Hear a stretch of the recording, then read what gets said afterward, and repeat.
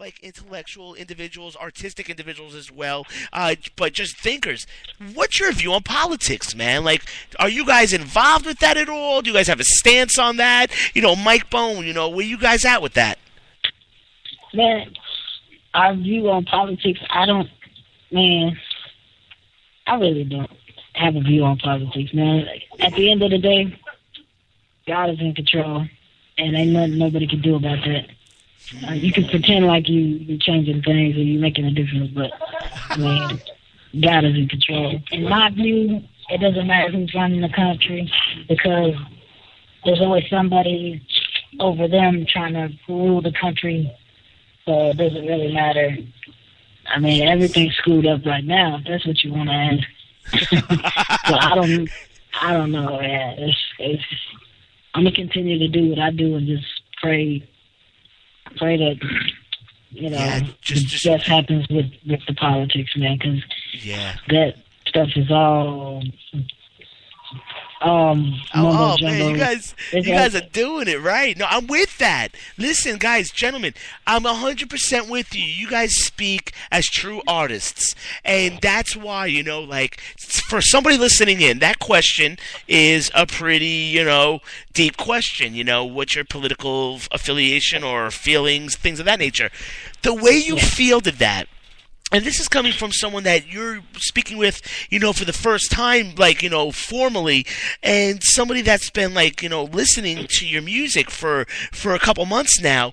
I tell you, man, there's a great respect that I have for you gentlemen because everything that you have put out, you have emanated, especially with that statement, there's something bigger than politics, and some people call it God.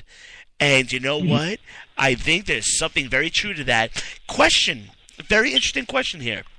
We're going to have a great writer named Graham Hancock on. Very, very interesting fella. What do you? Question. He talked about sort of like spirits in a way. Do you think there's evil spirits in this world and good spirits? Do you like your personal feelings? I know it's deep, it's deep. This is the subjective perspective show. That's why. Yeah. I'm going to let Mike answer that. This is a very sensitive question because I believe in ghosts and evil spirits, and Funny Bone is kind of iffy. Yeah. I don't know. I'm open to anything, really, though, for real. But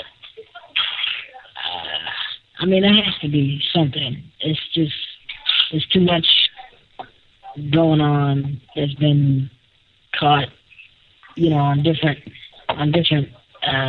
things like tape and videotapes and different sensors. You gotta ask yourself is this real? Yeah. I don't know, man. It's crazy, and when we pass away, when our time comes, that's the crazy, the physical truth, just the physical truth, right? Like our bodies, but what, what's your feeling? Because I'll ask this of a lot of our guests, what's your feeling about that, man? What goes on afterwards, man? What do you think's happening here? Man, I don't know what goes on afterwards, but I got faith that it's something better, and I've seen some things and I've read some things that gives me faith that there's something better, that God is real. There was one church event we were at, and they were praying for this little boy whose one of his legs was shorter than the other, and the whole church was praying for him. And we knew this boy. And we knew the little boy. He had a limp when he walked. And they're praying for him. He's sitting down, and his legs are just, out in front of him. And one is shorter than the other. And all of a sudden, in the midst of everybody screaming prayers, his leg starts to grow. Wow. And it matches the other leg.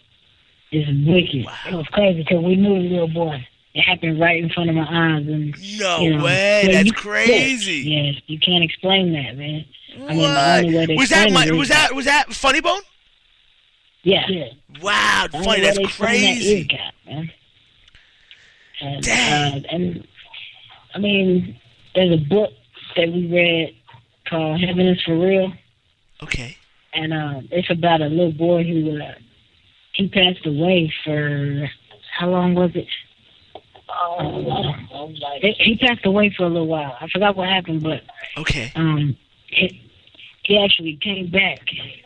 He was like 7 years old, and he came back and he told his mom and dad that he saw his sister that they never told him about because they had a miscarriage.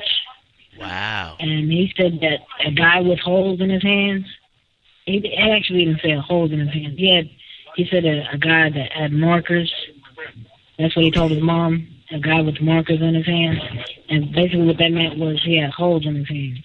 Wow. And that's crazy. Jesus basically took him on a tour, you know, I guess with the whatever, and he showed him his sister, and his mom and dad were tripping out because they never told him about his sister that, you know, was born dead.